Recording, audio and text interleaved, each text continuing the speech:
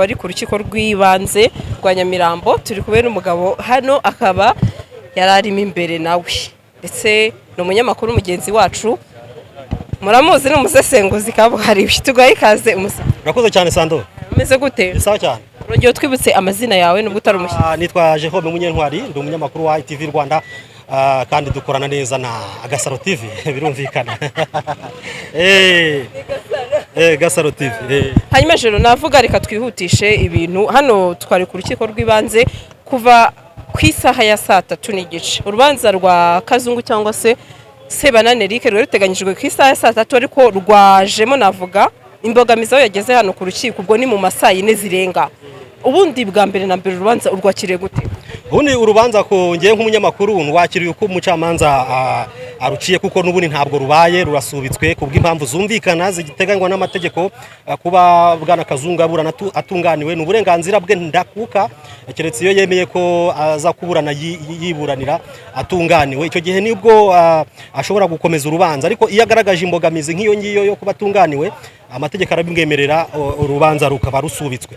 Ngewe rero nk'umunyamakuru wahageze mu gitondo nzindutse cyane ubundi twe tuzi ko isaha yo kuburana ari 3 z'igitondo twahageze mbere nka 2:40 twe tuhageze abanyamakuru ariko hari amabwiriza mwibuke yasohowe n'urukiko rw'ikirenga ari narwo rukuriye izindi nkiko hano mu Rwanda agaragaza imyitwarire ikwiriye kuranga umuntu uwo ari we wese ikompri abanyamakuru uko bagomba kwitwara imbere y'urukiko mu ifase y'urukiko n'imbere mu cyumba cy'iburanisha. Ayo mategeko rero twe kubera yuko twatunguwe n'itariki y'uru rubanza Sandrine twatunguwe n'itariki y'uru rubanza ntabwo twari twanditse ngo dusabe umukuru perezida w'urukiko ko tugomba gukavaringa cyangwa se gukurikirana urubanza mu buryo bw'amajwi n'amashusho. Twe twazindutse rero turavuga ati mu by'ukuri hari igihe umucamanza nawe acishiriza akavuga ati muri uwo gucishiriza nemeye ko abanyamakuru we ni minota 20 kubera ko batunguwe cyangwa se iminota 10 runaka agennye mbere yuko inteko yinjira iburanisha mube mufata amajwi n'amashusho ibyo ngibyo biterwa na appréciation z'umucamanza. Twebwe rero tuhageze mu ifasi y'urukiko twashatse gufata amajwi n'amashusho bitewe nuko twe tubonye Kazungu azanywe n'abandi bafungwa bitunguranye. Hanyuma rero inzego za polisi cyari ikibazo cyane ngiye nagerageje kuyifata ariko nagiranye ikibazo gikomeye n'umwe mu bashinzwe umutekano wari hano ku rukiko ndetse ariko amahirwe nagize nuko nta image nimwe nagafashe ndwe nyikuramo kamera nabonye ko za ngamba zafashwe n'urukiko rw'ikirenga zo ziri seriye kandi zikomeye. Muri ubwo buryo rero tugirana kabazo gato ariko keta gakemuka dushaka uburyo bwo kuganiriza perezida w'urukiko ariko nabwo dusanga ari busy birangira tutabonye ubwo burenganzira gusa twinjiye mu rukiko turakurikira. Hanyuma Kazungu hagera ku bantu baje rero mudu yari meze gute nubwo nkubaza twari duhagararanye ariko ndabariza audience ndetse ndakubaza nk'umunyamakuru.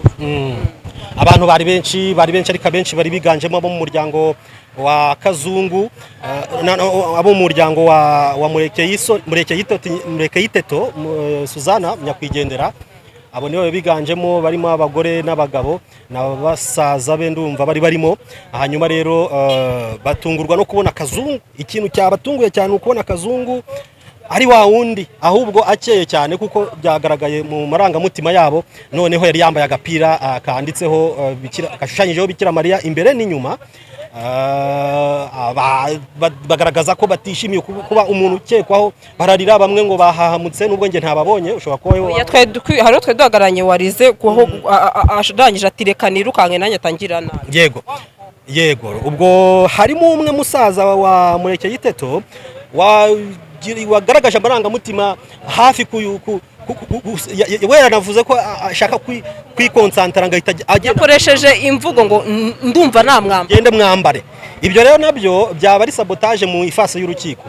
Ibyo ngibyo ni ibintu abantu amarangamutima mu rukiko ntabwo ari byiza kuyagenderaho kuko icyo gihe uwo musaza we yaza gukora ibyo kosa akagenda akamwambara imbere mu ifase y'urukiko umuburanyi ukekwaho icyaha abafite amategeko nawe amurengera kuko ntabwo akwiriye gusagarirwa kandi mu nzego zibifitiye uburenganzira.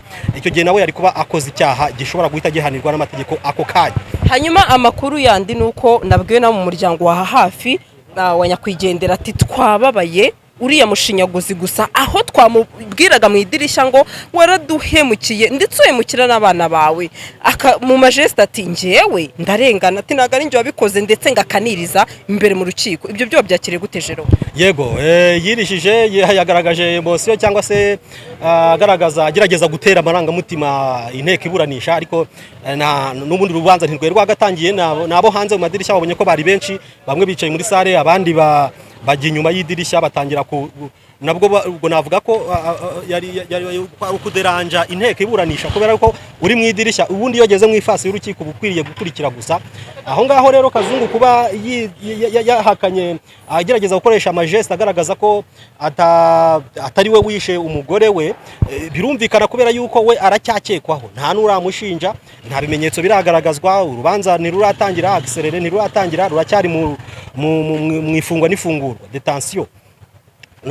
Bivuze ngo rero kuba yiteguye, ashobora kuba yiteguye kuzaburana ahakana ibyaha, ntabwo umuntu wo hanze ari we wabimushinja, kuko amategeko arahari n'abafitiye uburenganzira, abashinjacyaha ndetse n'abavoka barahari, bagenewe n'amategeko, bashobora kuzavuga bati bakurikije ibimenyetso bafite bagasanga icyaha kiramuhama cyangwa se ntikimuhama. Bityo rero we ntabwo ashobora kwemerera rubanda ko ari we wakoze icyo cyaha, kubera yuko amategeko nawe buriya amaze no kuyiga, amaze no kuyasoma, amaze kuyasobanukirwa. Ntiwavuga ko adafite n'umwavoka n'ubwo uyu munsi atari yamuzanye, gusa wenda ashobora kuba yakoresha agategeko kugira ngo atinzemo gakeya urubanza, aho gupfa uyu munsi wapfa ejo, niba ruzapfa uyu munsi atinzaho aho kugira ngo abe amanutse mageragere aba ari kiri muri brigade. Yego, ibyo rero ndumva uko we yabahakaniraga babwira ati ntabwo ari njyewe, sinigeze nica umugore wanjye, bamwe barumva byababaje kamemu, ariko ni uburenganzira bwe nanone. Hanyuma mpita nkubaza iki kibazo, urubanza rurasubitswe, umuryango wa nyakwigendera barababaye cyane, benshi baranarize, wabibonye? Nabibonye. Barize ati ntago tubyumva ukuntu uyu mwicanyi asubikiwe, twari tuje twiteguye mbese kumva ibindi, ariko ntago turabyakira ko byasubikirwa. Kiriya cyo cyakiriye gute nk'umuntu wagiye witabira imanza nyinshi? Urumva nk'uko waruvuze ko nitabira imanza nyinshi, kuva mu manza z'abasirikare bakomeye kera kugera no kuzaba Victoire Ingabire, aho ngaho hose nari mpari. Birumvikana kuba uwo mu muryango wenda yavuye kure, yavuye hirya hino muri uyu mujyi, yigo mu mwanya we kuva saa 3 za mu gitondo. Bari n'abavuye i Nyanza, n'abavuye i Nyanza aho umudamu akomoka, kugeza saa 9:20 ubwo Bwana Kazungu yajyaga imbere y'inteko iburanisha, nabwo bakababwira ko urubanza rusubitswe. Birumvikana uwo mwanya kandi urabizi ko ari amafaranga, igihe yafashe cyo rwose kirahenze. Kuba rero urubanza rwasubikwa ni ibintu bidashobora gushimisha nanone umuntu witabiriye iburanisha ry'uyu munsi, azi neza ko agiye kumva imigerekere y'urubanza, ntabwo byabashimishije, ntibishoboka byo, birumvikana. Sandrine, ikibazo cya nyuma tunasoza Munyentwari Jerome, kuba imanza nyinshi z'abantu bagiye bakora, navuga ibikorwa by'indengakamere cyangwa se z'ubwicanyi, urugero harimo nk'umugore wishe umugabo we n'abasaza be, Shanita narwo twararwitabiriye, n'umukozi wishe umwana, n'imanza nyinshi navuga zirimo ibikorwa by'ubugome cyangwa se indengakamere, niko babyita mu mategeko, ibikorwa by'indengakamere. Uyu munsi uru rubanza rukaba rutabereye navuga mu ruhame, cyangwa se ahari abantu benshi, n'ubundi wumvaga ko benshi babyifuzaga ati kubera iki uyu mwicanyi ataje mu ruhame, byo wabibonye gute? Baravuga ngo ubundi mu mahame y'abanyamategeko baravuga ngo un juge ne se trompe pas mais voir les affaires ainsi. Nuvuga ngo umucamanza biravuga ngo umucamanza ntago ajya yibeshya, ahubwo aba yabonye ko ariko bikwiriye. Ntabwo rero umucamanza mu myanzuro yagendera ku marangamutima y'ibyifuzo by'abagenerwa bikorwa cyangwa se abagombwa ubwo butabera. Kuba basanze ko urubanza rugomba kubera hano mu ifasi y'urukiko rw'ibanze rwa Nyarugenge, birumvikana umwanzuro bafashe n'uw'ubucamanza mu bwigenge bwabwo. Nta hantu rero ubwo burenganzira ubucamanza bugomba kubuhuza n'icyifuzo cy'abaturage ngo bagendere kuri ayo marangamutima. Nawe wabyakiriye ute nka Jerome? Njyewe byose ni kimwe, kuko haba kuburaniraho icyaha cyabereye nari kuhagera, haba kuburanira hano nabwo nahageze, kandi nanone iyo rwimutse nubwo twahuye n'imbogamizi kubera ko hano ari mu nyubako yubatse, n'ubundi iyo wimuye urukiko rukajya kubera aho icyaha cyabereye, n'ubundi ruba ari rwa rukiko rwimutse. Bivuze ngo n'ubundi ya mategeko agenda kuba ari yapurikwa cyangwa se bayashyira mu bikorwa nk'uko bakayashyize hano ku ifasi aho urukiko rwubatse. Ngewe rero ni ibisanzwe aho rwagombaga kubera, ngewe nk'umunyamakuru aho urubanza hose rwabera ntacyo byaba bintwaye, puruvike ngewe ndukurikira nkabona amakuru ku gihe uko byifuza.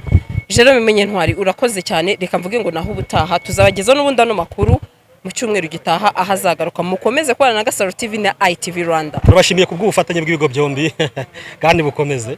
Asante sana bakunzi ba televiziyo zikuri kuri Big Town TV. Umeze neza na muzabyikatamo ibyo ngibyo. Meze neza.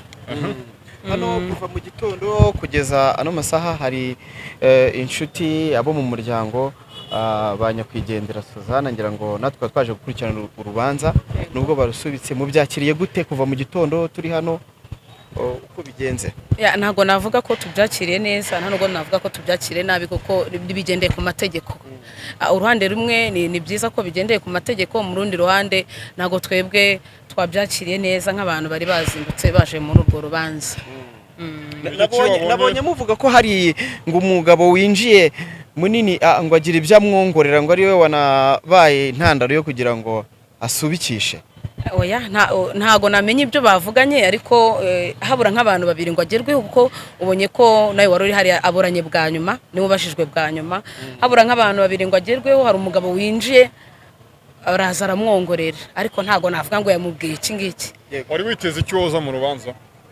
Nari nzi ko ari buburane, kuko ni ndumva n'inshuro ya kabiri yagombaga kuburana rugasubikwa. Agahabwa ikihe gihano se wifuzaga? Hari amategeko, yari amategeko. Abaturanyi hariya benshi bari bafite icyifuzo cy'uko yazanwa akaburanishirizwa mu ruhame aho yakoreye icyaha. Nawe niko wabyifuzaga cyangwa wabyifuzaga?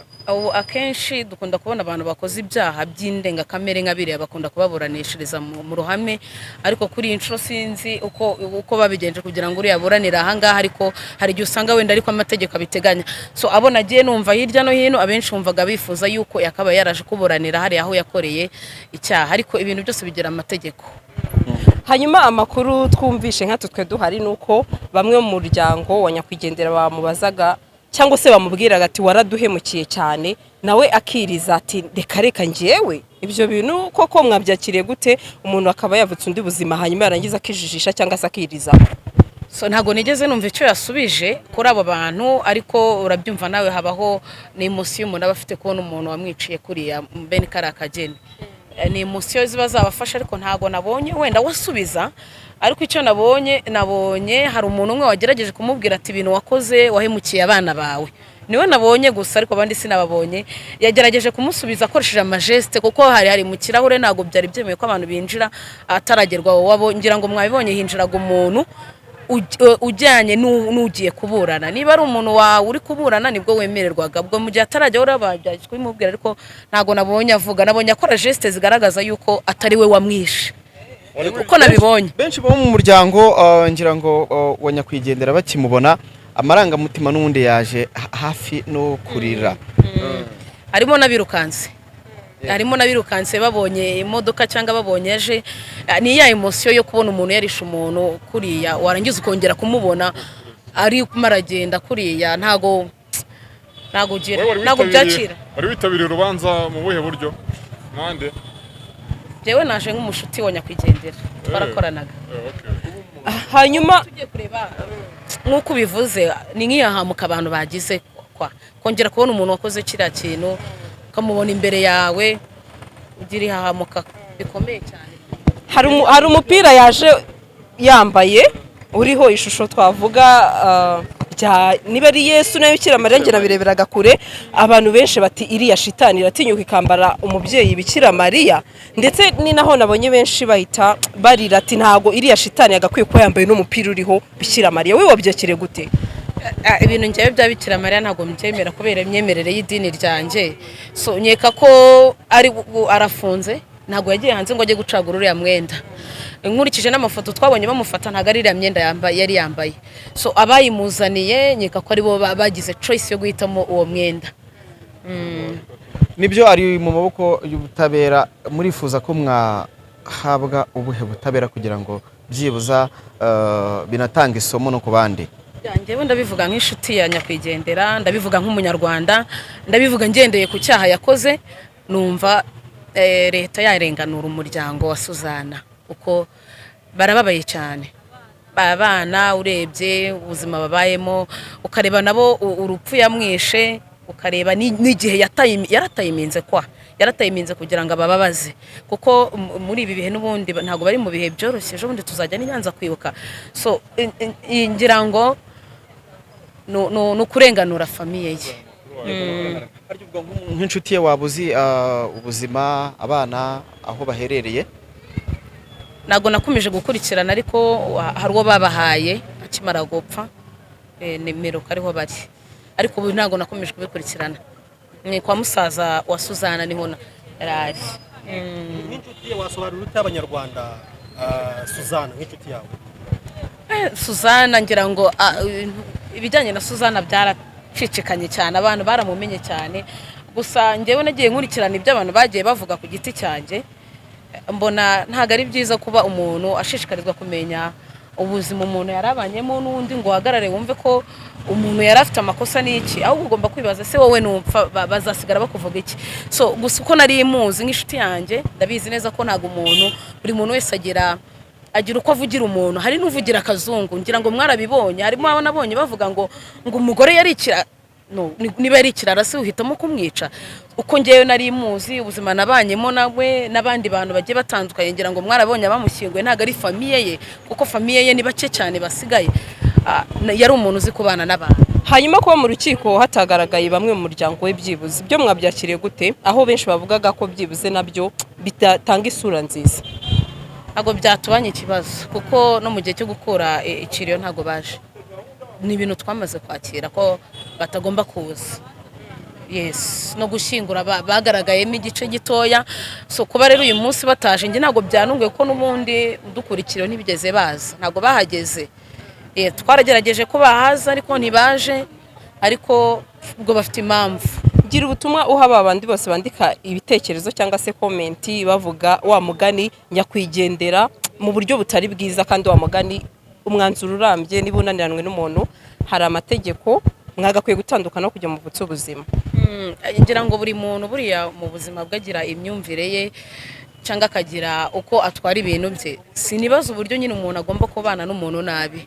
Mu gihe ubona byanze umuntu muri kumwe, ushobora kuba wamubisa ukagenda cyangwa ukitabaza amategeko cyangwa ababishinzwe bakaba babakiranura mu bibazo mufitanye.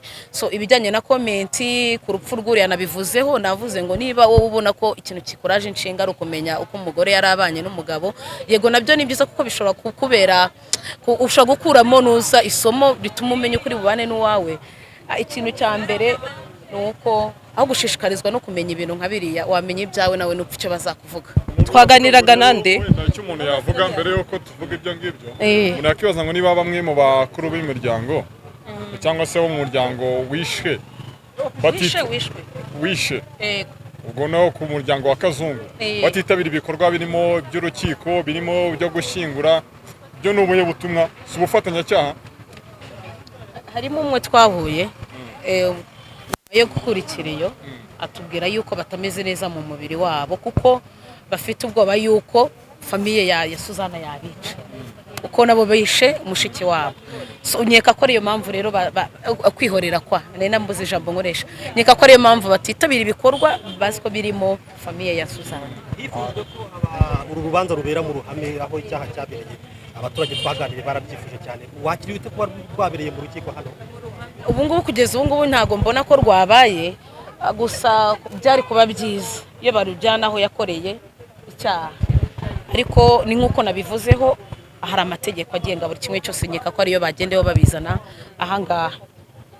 Hanyuma twaganiraga nande amazina, nubwo twakoze ikiganiro ntabwo yagize utubwira amazina, ese twaganiraga yambajije. Nitwa Voisine. Voisine, wakoze cyane kuganiriza Big Town TV X twiko. Gasaro TV.